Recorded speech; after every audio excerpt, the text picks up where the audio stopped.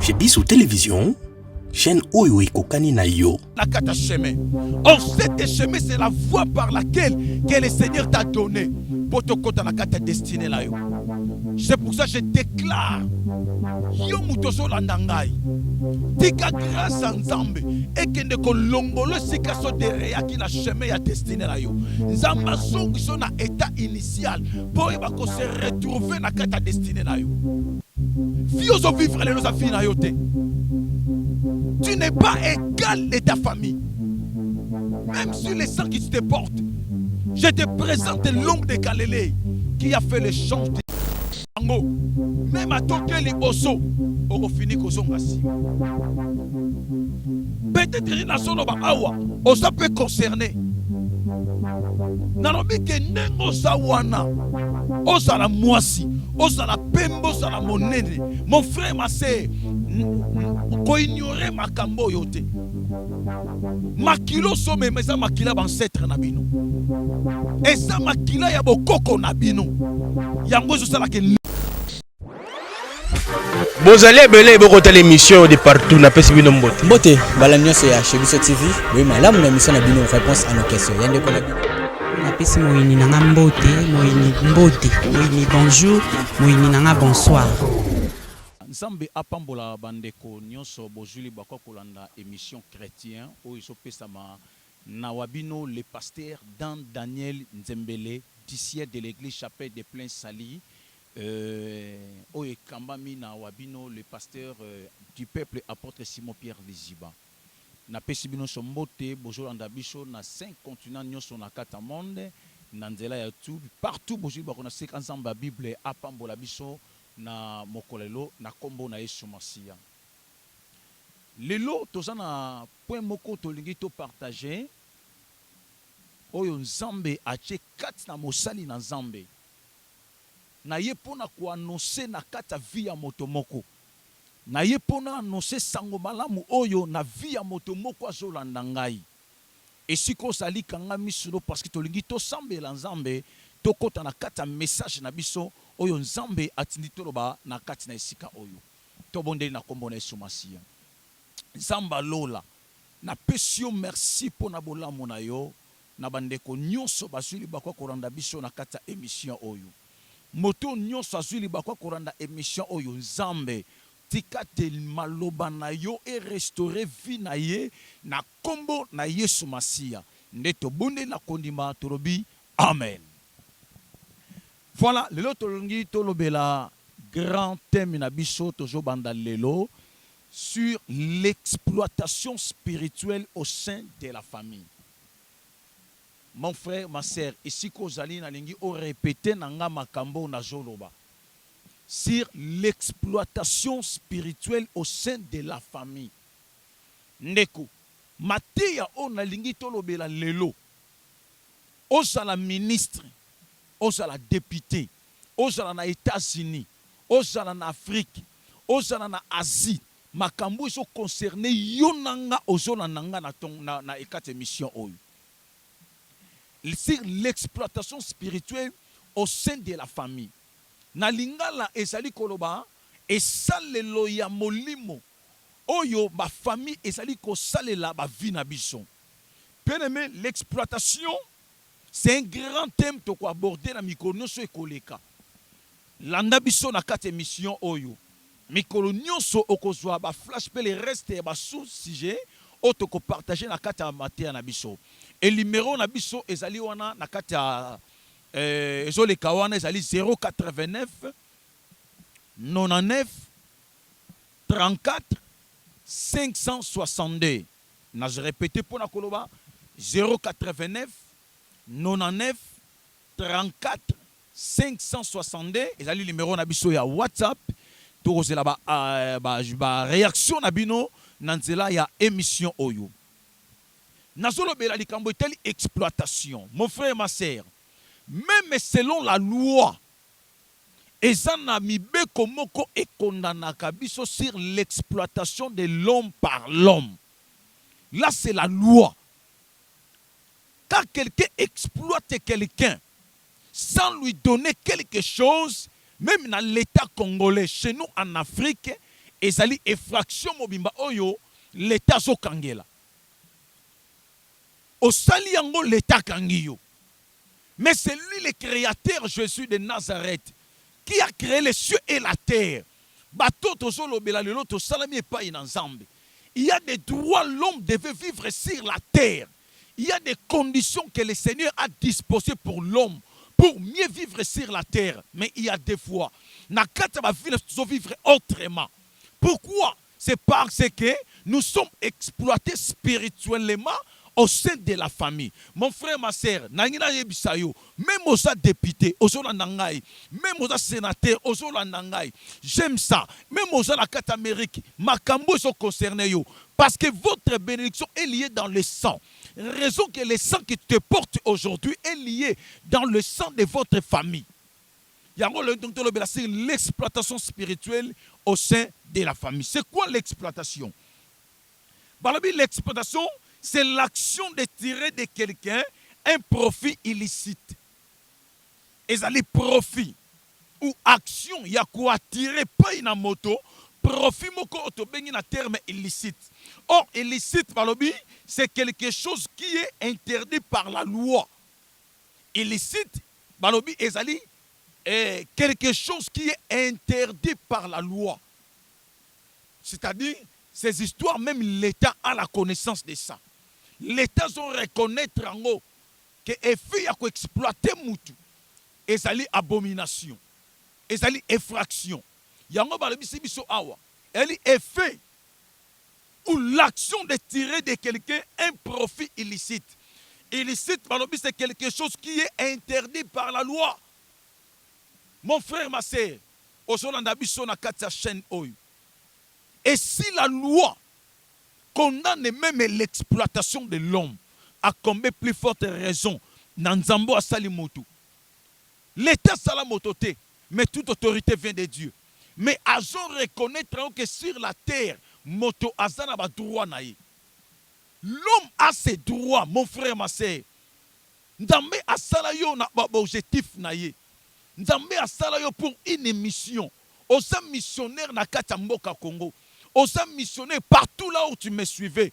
Osa missionnaire au sein de votre famille.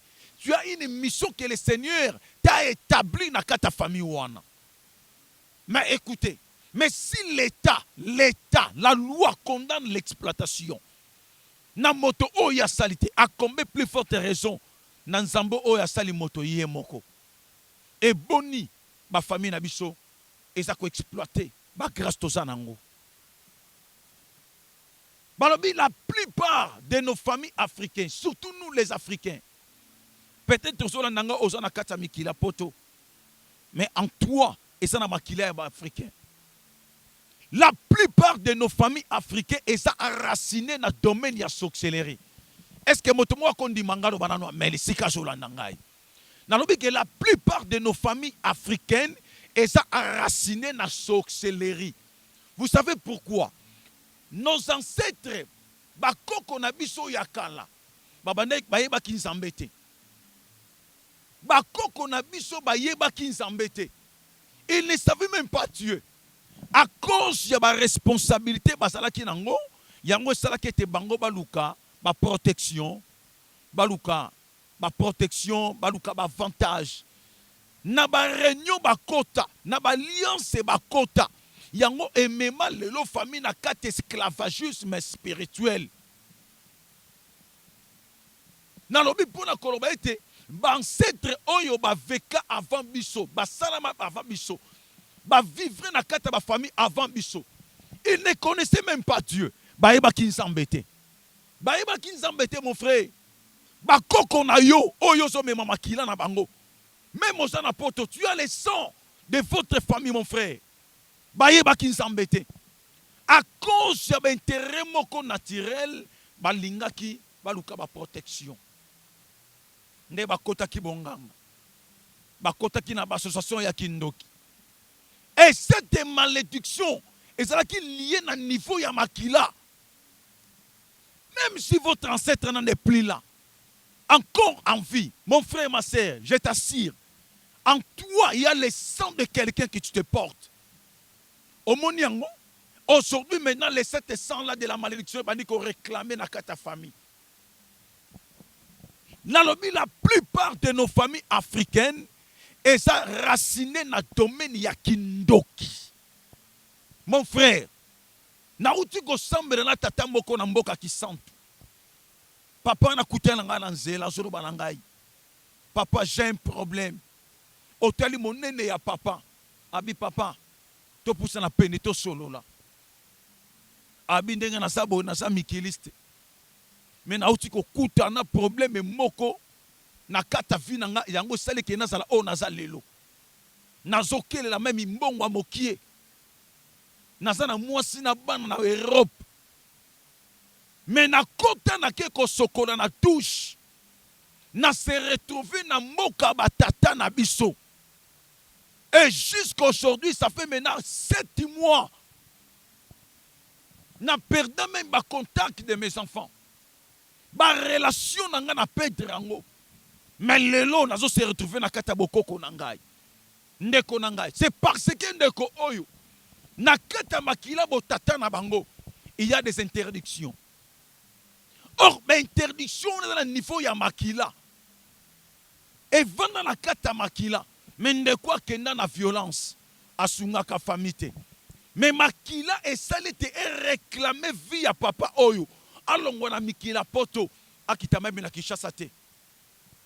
Mais akeko kita na village natal na kata douche oyo biso ba congolais to bengaka kikoso auti na sac de bain na kata mikila poto. Mais makila ya batata na ye et réclamer ye asongi na kata origine. Pourquoi? Parce que na makila batata na bango il y a des limites. Il y a des malédictions. Ils sont réclamés bango. Même à toke liboso, on finit ko songa sima. Peut-être na solo ba awa, ça peut concerner. Nalobi ke nengo zawana, osala mwasi, osala pembo, osala monene. Mon frère, ma sœur, ko ignorer makambo yote. Makilo so me meza makila ancêtre na bino. Et ça makila ya bokoko na bino. Yango zo sala ke lelo vi na yo sikoti na ba complication. Or tant ba kota na kata ba alliance. Ba kota na ba alliance moto na moto azana sacrifice oye asala na kata monde spirituel. Na chaque famille tika na yebisa yo ezana eloko to bengaka hôtel de sacrifice. Et ça, un hôtel de sacrifice. Or, l'hôtel ne peut pas exister sans le sacrifice. Je dis et je répète, l'hôtel ne peut pas exister sans le sacrifice. Hôtel est un makana condition faut sacrifice à l'écolo. Au mon hôtel, il y a famille na bino wana. Tika na yebisa yo. Et ça, un sacrifice et ganga kalikolo nango. Or, sacrifice wana yango ils ont réclamé le sang de votre famille. Même si kayo zali, na ningo yo comprendre au seul examen de conscience. Na kata famille, quel est l'hôtel de votre famille? Même na kata libana na yo na hôtel. Na kata santé na yo na hôtel. Na kata ndako na yo na hôtel. Où ils sont contrôlés vie na yo. Oh, hôtel ezali est que ça la liaison entre le monde spirituel et le monde physique. Yo dans le monde physique, mais ça na sacrifice au ganga na monde spirituel. Mais dans nzela ya hôtel, nezo sangsa entre yo na monde surnaturel. Ma sœur, komiko sate. Bible solo ba que chercher l'Éternel pendant qu'il se trouve. To lukanzambe tango ya zo mimonisa. Pendant que na solo ba, il y a un esprit de Dieu qui me dit, il y a koyebisa yo. Il y a quelque chose qu'ils ont réclamé finayo. Et raison que les lots sont à complication. Vous savez quoi? Dans une famille où ils ont sacrifié, dans chaque famille, ils ont un hôtel. Est-ce que tu as la connaissance? Il y a sorte, il y a hôtel, il y a sacrifice, il y a hôtel nabino. Et ça, dans la famille, monsieur, va sacrifier un mariage. basi bakobala te. Première elembo bokomona na kata famille wana. Basi ebele bakobotama. Basi kitoko bakobotama. Mais babale kozala te. Bagosala bango grâce. Bagosala matrice ya moto. Mobali nyonso bakokutana na ye. Akozwa zemi akobota. Même bobotami 10 filles na kata famille moko. Oya boti 30, oya boti 22, oya boti 17. Mais moto na moto akobota ye, mwana nyonso akobota mana tata na ye. Pe tata moko te akozala responsable même ya mwana na ye. Mais bakopeso nzunzu, bakopeso courage ya koluka mbongo. Or, cet courage ne provient pas de Dieu. Ou t'es pas dans l'embêté. Mais c'est du diable pour que tu aies cette responsabilité toi-même. Yango zo remarqué ba tata nyonso yo boti na bango bana. Nana zwa ka charge à mwana moko. Mais oso mona makambo yo. Oso remarqué yango na kata famille. Nalobi na yo ke na kata famille iya se ba botama lokola ba missionné na kata famille. Ba botama lokola ba Gédéon. Bien-aimé, le temps est arrivé. Tu dois chercher la délivrance de votre famille. Tu dois chercher la délivrance de votre famille. Et ça, na bato misusu ya ba pime la bango misolo. Bakosala misala. Mbongo ekoya. Mais mbongo ane kosala le côté. Yango somo na même sika yo zali. Olongwa Afrique okena même mikila poto. Mais tala ba réclamation. Ils ont réclamé vie na yo. Combien de fiançailles yo suis? Makambodo si matin. Même de kozola nanga yo sa wana. Kokanga mibala batu ndokite. O tala mibala lelo ba koma compliqué. Non. C'est parce que en toi et yana makila so réclamer mariage. Yango so mona depuis garçon na kota na kata vie na yo. Ba faire ne comme problématique. Ba réalité na comme problématique. Ba faire na ye ekweya. Et comment compliqué? C'est à cause de toi. Or, Bible dit que celui qui s'attache à une prostituée, bah comme une autre moko, bah comme il partage le même esprit, même sang. Tellement que la malédiction est liée dans le sang. Et fait que mobali wana akutani na yo, a comme il partage même malédiction que yo. Combien de fiançailles yo suis? Au Moniango? Combien de garçons yo condamna? Mibala lelo mitema mabe. Qui vous a dit que mibala wande basa mitema mabe? Non! Et ça des problèmes, il y a famille yo botameli. Je disais ceci. Tout être humain qui vit au monde,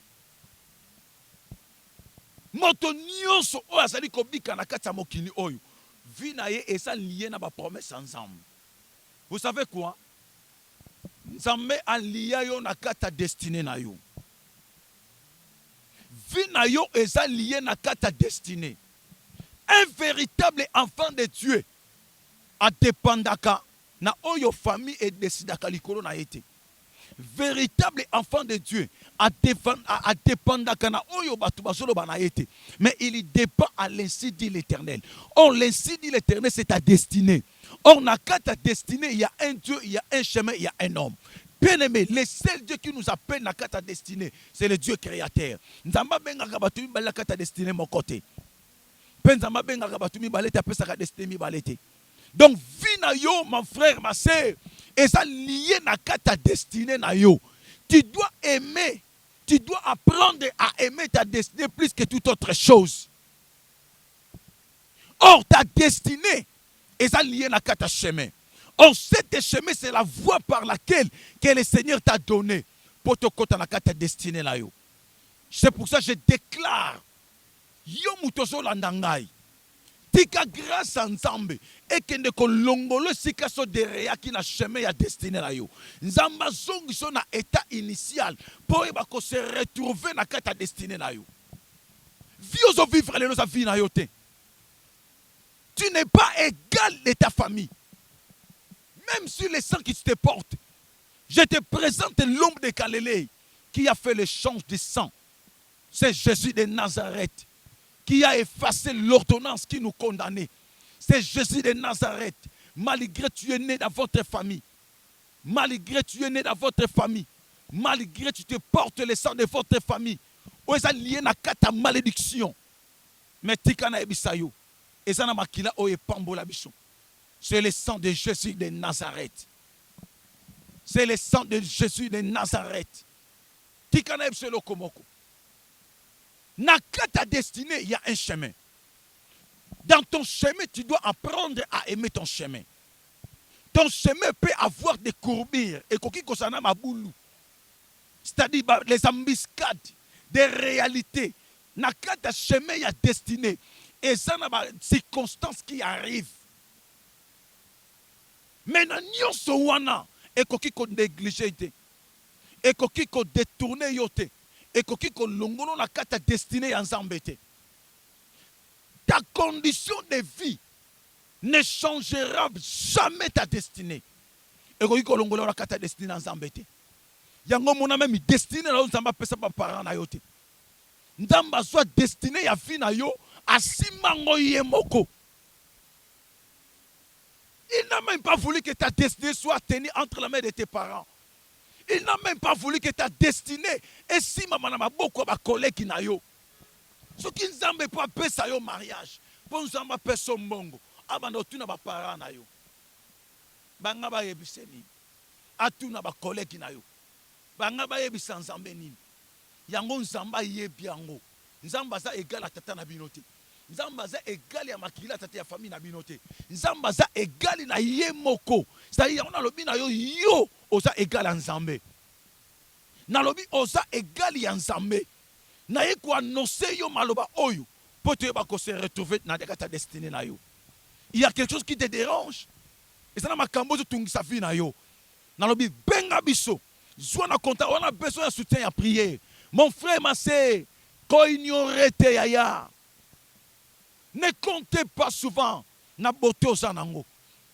Quand la beauté aux anango te, proverbe dit que la grâce est trompeuse, la beauté est vaine. Beauté sa pamba. Et ça na moto mon côté a ten. Tengwe koki ale nzamba salika longwa la kata libération famille na ye. Et ça la kate. Et sur la terre, la délivrance est en aucun nom. C'est le nom de Jésus de Nazareth. C'est pour cela que moi j'aime Jésus. Mon frère, je suis un grand témoignage vivant. Dans ce témoignage vivant, il y a Tata Nzambe. Par rapport à Makambo, na soye bisabino. Ngapinaki moto ba selaki na kata famille. Bato ba négligé na kata famille. Mais le jour que j'ai accepté Christ dans ma vie, naza o naza lelo. Et yo be na iko annoncer kaka tata moko. Na iko présenter kombo moko. Oyo Bible dit que l'esprit du Seigneur est sur moi et il m'a oint pour annoncer et proclamer et libérer les captifs. Mon frère, ma sœur, na pesio soit numéro oyo 089 99 34 562. Benga so na WhatsApp. Il y a toute une grande équipe, il y a intercession. Oyo kamba mana ngamoko les pasteurs dans Daniel Nzembe du ciel. Toko soutenir na mabondeli. Partout ici, même on a posé toya, tokoya, toko bonde la zambe longo, et tu expérimenteras la grâce de Dieu et la puissance de Dieu dans ta vie. Parce que ta vie a besoin de la main de Dieu, mon frère. Finalement, la poste le boko nzambe, ko ignorer makambo yote, même si le loi ignorango, lobi makila ne ko réclamer vina yo. Même si o ignorango lelo, na lobi na yo makilo so mema. Et ça makila ya famille na bino. Yo iba alliance ba koko na bino ba sala. Est-ce que yo iba alliance ba kota? Yo iba sacrifice ba sacrifier na kata famille. Yango zamba so yebisa na Gédéon. Tu dois commencer premièrement à détruire les autels de tes ancêtres. Parce que ayeba ki ke malédiction ya famille, ya nation wana et vanda ki na kata ba hôtel wana. Mais jusqu'à aujourd'hui, les hôtels de votre famille, et ça coexistait. Aujourd'hui, la délivrance soit. Mais ta délivrance est là. Votre malédiction est là. C'est à toi maintenant. Il y a qu'à comprendre quel est le sacrifice que nos ancêtres basala pour la famille. Au moins, les familles sont ni au comment. Mais il y a un héros, il y a un que le Seigneur a voulu que tu sois né dans ta famille. quels sont les efforts que tu es en train de fournir pour libérer ta famille dans l'esclavagisme? Jusqu'à quand Satan va exploiter votre famille? Vous savez que les familles, tobota makanango, motobota makana ba promesse ensemble, motobota makana destinée ensemble.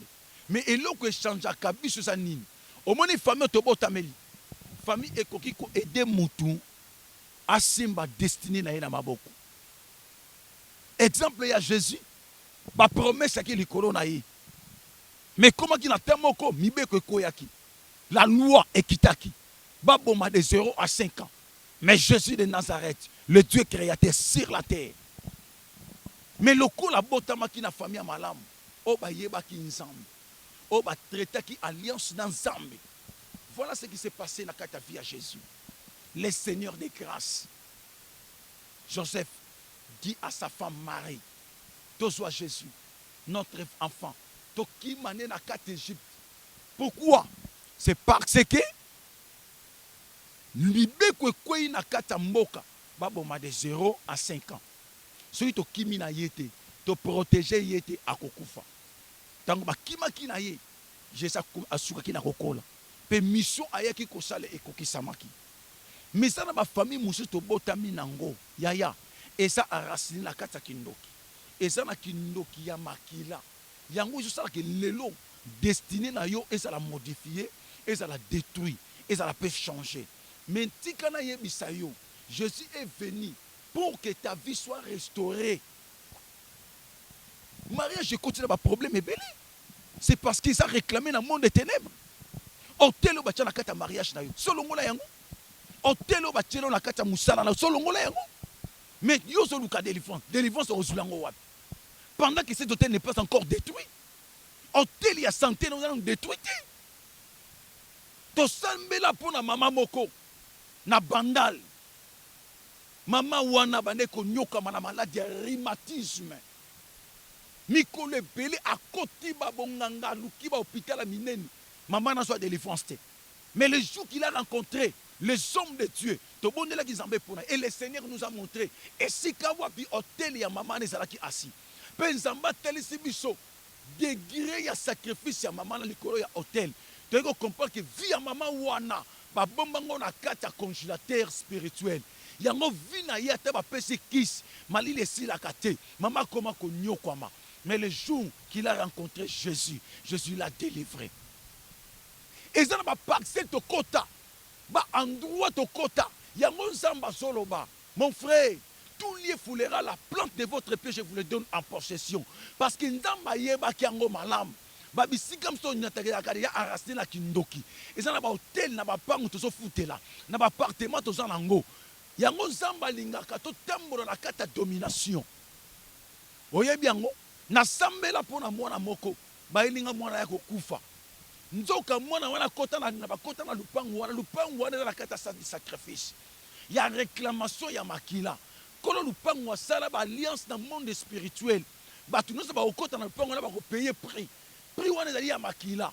Mama ba tu ba kota makila sila. Mais pona mwana oyo apika Christ na moi akufi. Ba takimi na yembango epa na mosali na nzambe. Ndako na bande ko vendre ezaki na face tango hôpital nga koto na ndako. Tant que ça va me tourner question. Tout que na hôpital tout que pas mosala nzambe. Ya tant to kutan to bondeli pour na mwana oyo. Dieu l'a restauré. Nzamba zongi sa vie na ye. Pourquoi azaki sacrifié? Nangina yebisa yo. Ta délivrance est encore possible. Ta délivrance est encore possible. Appelons-nous seulement. Na ba ozomona na ba réalité. Makambo to lobi. Okuta na kata vie na yo. Ozo sala mais fouya musala ezate. Osi mongo maladie koti na ndako. Ba problématique e na ndako. C'est parce que votre argent est réclamé dans le monde des ténèbres. Parce que les sang de votre famille ils ont réclamé vie na yo. Ozo na ndangai. Bien-aimé to komi na biso na suka. C'était l'émission chrétienne. Oui, pesami na bino les pasteurs dans Nzembele du ciel. Olandi biso partout ici ko sali. Tala numéro wangwa ne soleka. Benga biso même na WhatsApp. Partout ici ko sali. To ko bonde la nzambe pona yo. Pe okomona loboko nzambe parce que derrière la parole il y a une puissance. Il y a la même puissance de Dieu. Bien les maisons na ba limitité. Malédiction na ba limitité. Même aux na poto na bi que malédiction na ba limitité. baninga bokela bango poto yo za na itani combien ils ont tenu la carte mikili baninga bokota na bango la société abo sala yebisanga quel est le fruit de ton travail mais là que je suis mbezate moza ko ignorer problème ezate je ne sais komiko sate chafuente tentirte eza na silite eza na plante te ko cha o komi mabele de famille na kata de défense tayo mais c'est le nom de Jésus tika nzambo te côté ya lelo nzamba basakoli akutana na yo nzamba basakoli a délivrer famille moko zora nangai nzamba basakoli a toucher motema ya mama moko ya papa moko azora nangai amona loboko ya nzambe na kombo na Yesu Masia ndeto bondeli bongo na kondima amen olanda ki biso numéro zawana c'est la voix de l'homme de Dieu le pasteur dans Daniel Nzembere du ciel o alobi na bino c'est la voix de Dieu o elobi na nzela na ye yo muto yoki ko ignorer makambo te makambo zo concerné ye ko ignorer angote o kokufa pauvre o sala nani o sala makila famille na bino tika nzambe ya Bible nzambe ya liziba nzamba mateta apambola bino na kombo na Yesu Masia amen que Dieu vous bénisse.